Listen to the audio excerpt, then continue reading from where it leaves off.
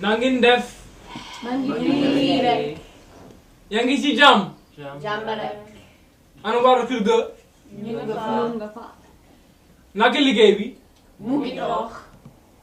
Mu ngi dox bu mbaax. Bu baax. Yaa ngi noos. Tuuti rek. Naka mu. Mu ngi foofu. Naka sa dugg la. Dugg ba wér na la. Okay, this is the salutation in Wolof. It just goes back and forth, back and forth, back and forth, back and forth.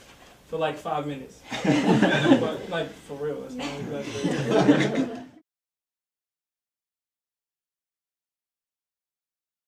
In Senegal, there's a 5-minute limit on salutations. It's like, nanga def, mangi firek, anu war kuga nungufa, and it's like back and forth, back and forth, back and forth. And I would just like imitate them in this funny voice, and they would just be dying laughing. And they like that though. They'd be like, oh, Matthew, da, da, da, da. And they really like that. And so my personality, not just the language, that came after time, but my personality really fit.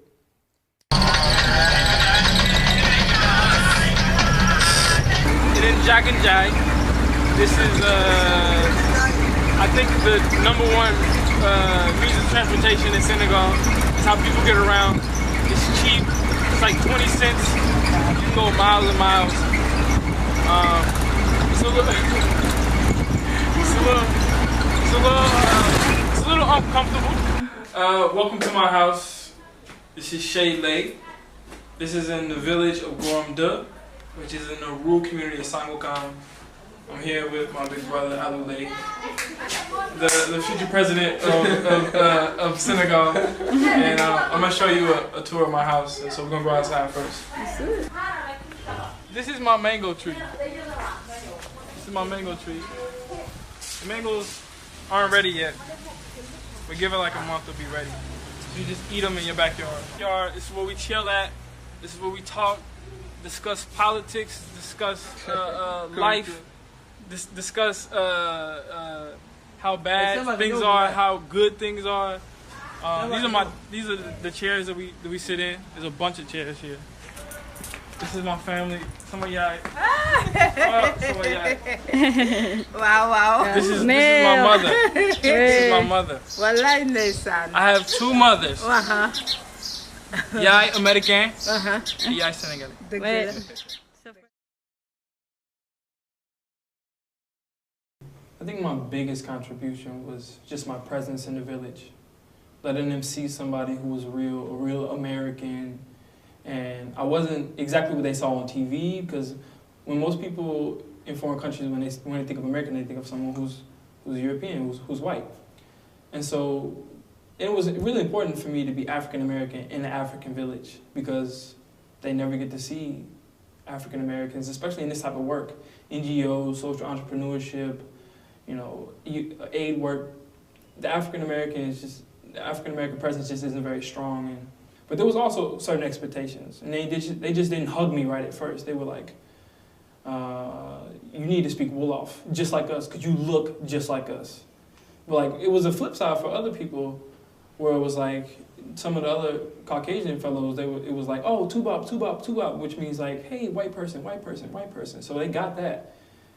But I got the flip side, where it was like, hey, what are you doing? You need to talk like us. You need to do just like us. But after a while, I was like, whoa, I'm completely conscious that I'm African, but I'm also African American. And my narrative is different than yours. Of course, we share the same narrative, but mine is just a little different.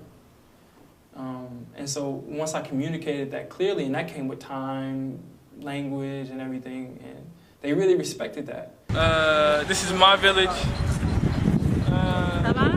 This is where I live at. That's where I get my fondé. Fondé is it's millet, but it's like a Senegalese porridge. And when you eat it, you get bigger. I like it because I like the taste. It reminds me of like cereal, just like a comfort food. One of my best friends in the village.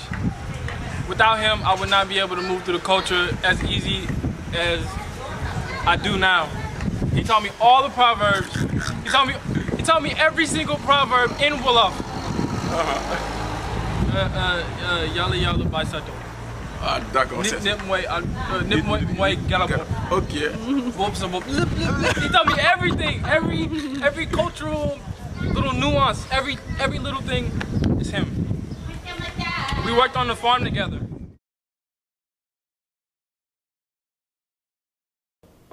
For the first 4 months or so, I was working on the farm.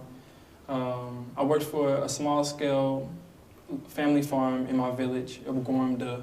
So when you started, there was nothing? There was nothing. Like it was us who cultivated the land. Okay. So we were over there with the tomatoes, and we moved over here, and we were like, we want bisap, which is like hibiscus, but in Senegal, and we want peppers. Okay. And so there was nothing, and now you have plants as high as my waist. This is crazy.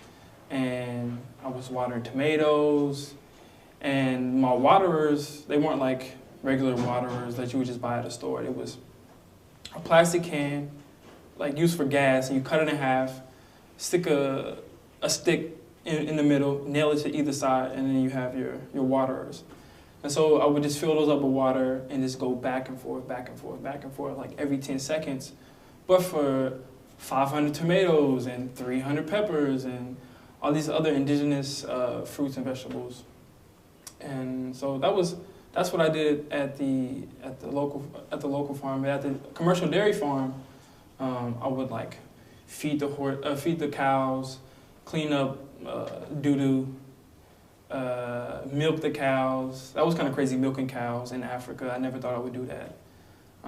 So it started off just really, really dirty work because I just wanted to see what the reality was, see what they went through. I wanted to get at the root, at the very base of it. Learning about the two perspectives and like the real realities and the dirty work, that made me want to go to a higher level and put it into a different context. And I started working with USAID. I got the contact through somebody at WAMBOB because WAMBOB receives aid from USAID. And so I started working with USAID. They gave me a mentor. He just had a lot of wisdom. Like I would present something like, I think agriculture is the base for development in Africa. And he'll go like this. It's interesting you said that. But like everybody else was like, yeah, you're right. But he would just kind of like, you need to back up. You know, he was somebody who helped me not give quick answers to complex questions. And I really respected him for that.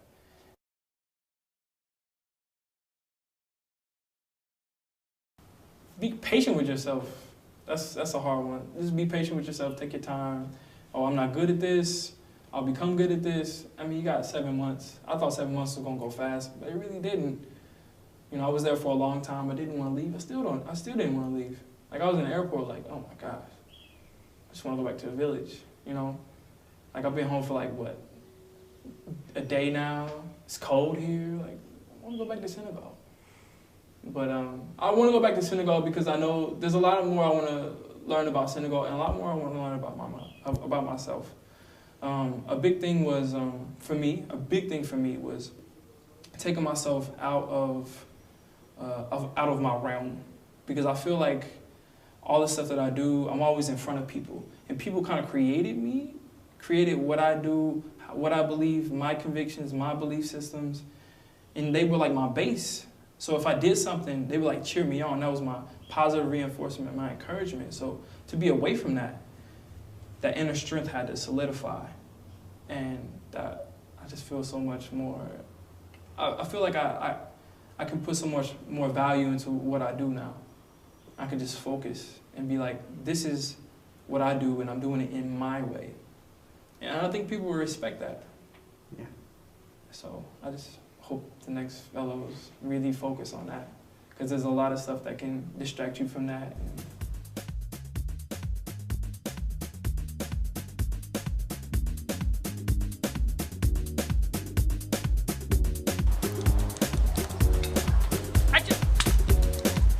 It's not working.